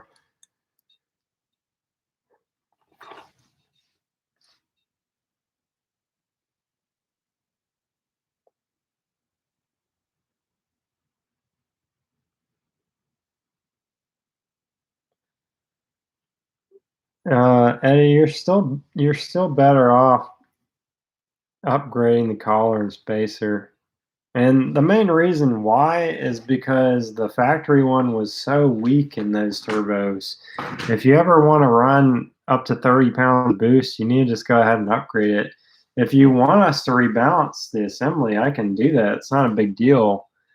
But if you don't plan on doing balancing, then I would still just upgrade it anyway and then just not do the balancing. See, the TDO, like anything smaller than TDO4, the balancing was more critical, but it actually wasn't even as big of a deal as you would think. Like there's some even K series KO4 stuff that I never even balanced assemblies on and they were fine. I've actually never had any that had any issues from not balancing them.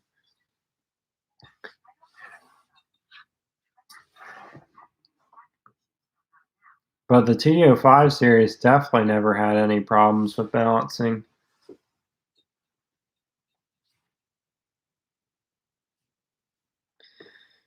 Anyway, I need to start getting to sleep because I still have orders that I didn't pack from yesterday.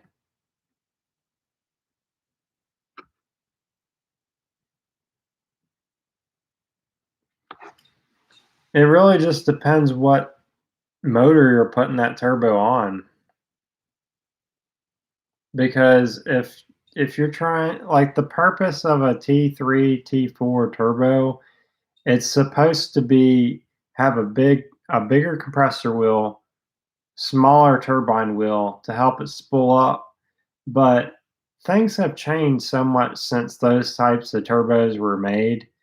That might be somewhat practical to put on like a small engine, but nowadays it seems like it's more common that people use a bigger turbine wheel, but a smaller turbine housing to compensate.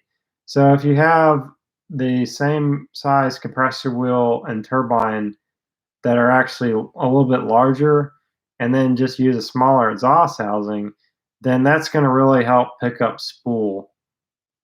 If you did it, you could do it the other way by having the smaller turbine wheel and a bigger compressor wheel, which is the T3, T4 setup.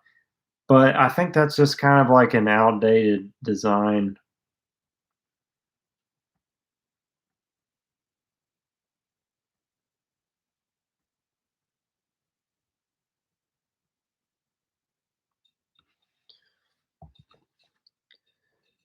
The GT3071 is so much smaller than the 35R. The GT3071 only has a 53.11 millimeter compressor wheel.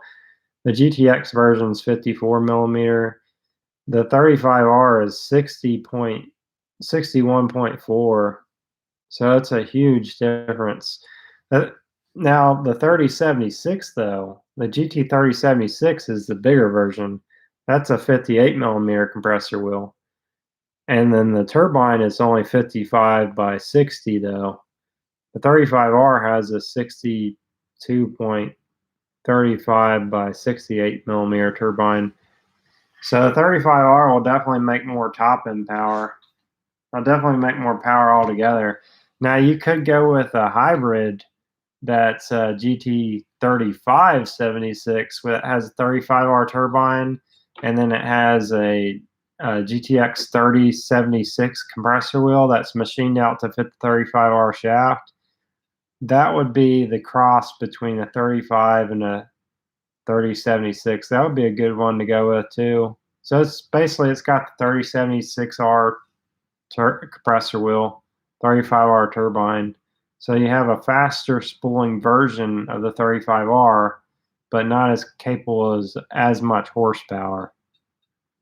So that would be a good version too, but that's not something that I could build. I can build the GT35R though. I might be able to build a 3071 or 3076 too.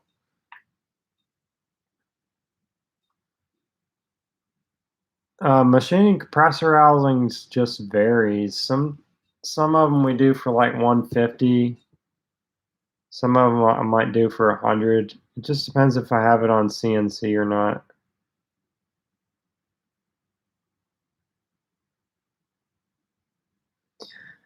I don't go that in detail about the displacement of motors. I just go with a general concept on choosing a turbo for them because it all comes back to how much horsepower the turbo is capable of. So you're gonna have to just you just have to basically find a common common ground of what you're okay with. So if you want like a 600 horsepower turbo, you need something around 60 millimeter. It's not going to matter what displacement in the engine is.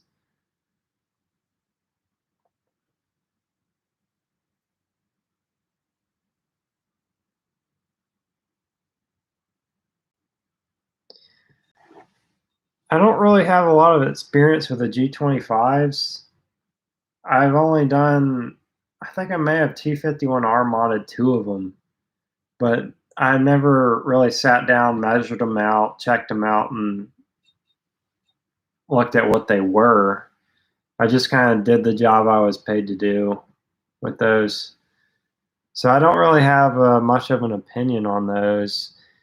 But if you were thinking about running one of those, I would definitely figure out uh, what kind of horsepower you want, and make sure it's good.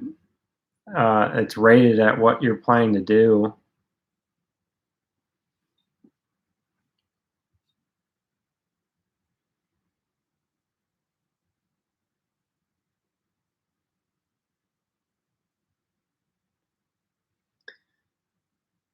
The 66.3 compressor wheel, that's a bigger version of the 35R, but I don't think that even really exists.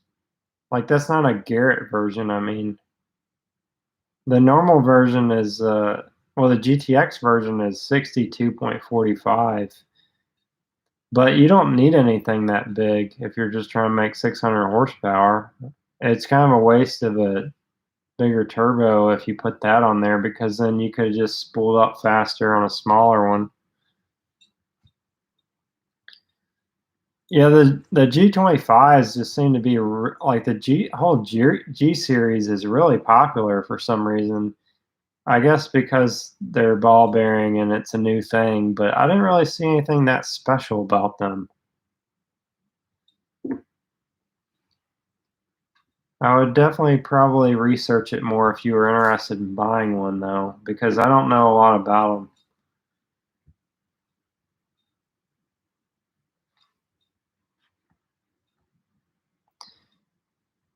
Anyway, I gotta get going. If you guys need anything, just send me an email at turbolabamerica@gmail.com. Any last words?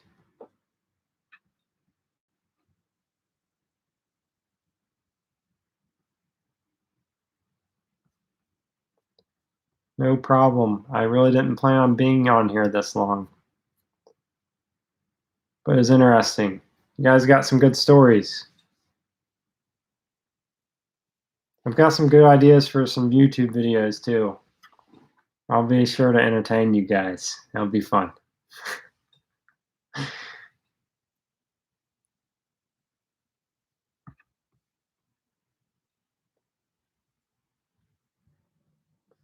Well, I've got plans to do a video tomorrow.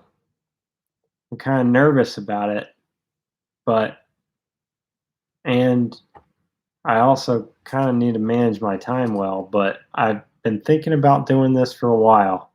So it should be fun if I end up doing that, which I may as well because I've already got you guys. You're already wanting me to go out and show you what I was going to do.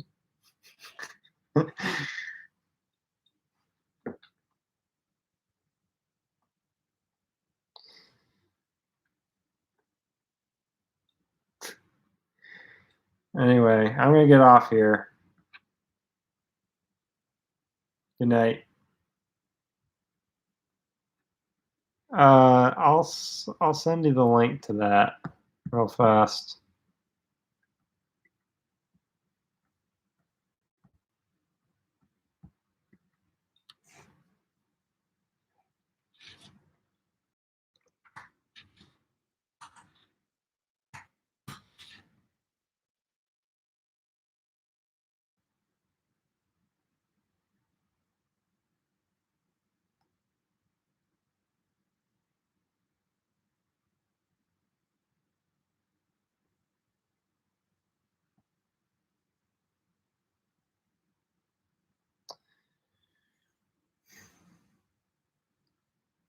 I'm still looking. Give me a second.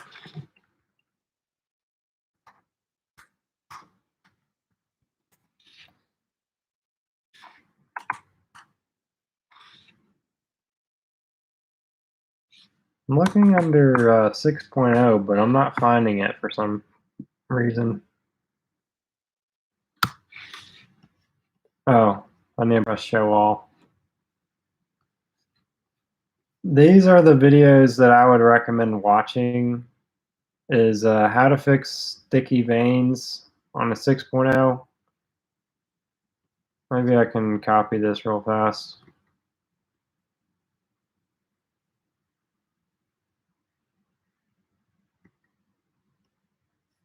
Okay.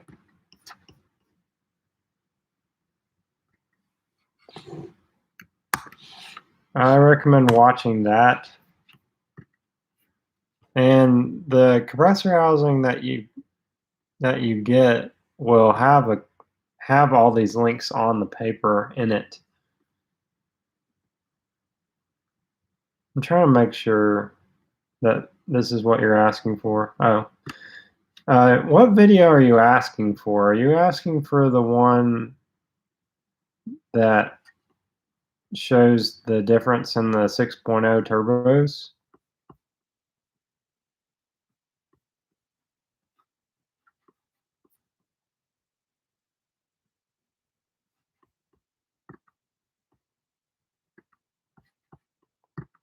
No, I'm trying to navigate back to where I was. Oh wait, here we go.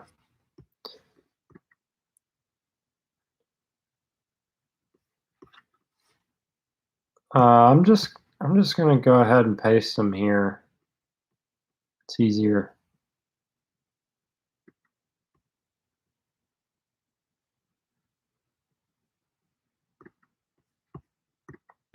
This one is going to show you, basically, it's going to show you how to install the cover, prevent failure from doing that. If you put the plate on wrong, it's going to mess things up really bad.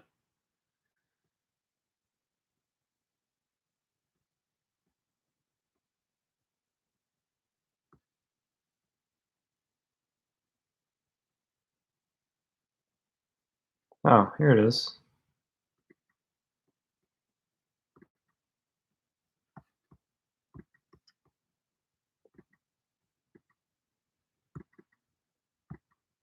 Let me go back and do that again.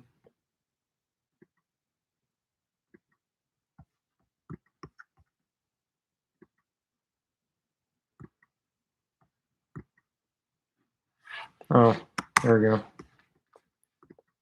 Forgot how to use a computer.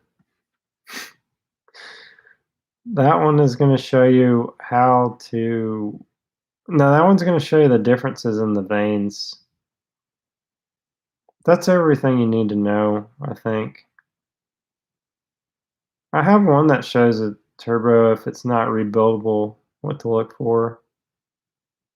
If you just type in 6.0 on the channel, you can see all the videos I have posted.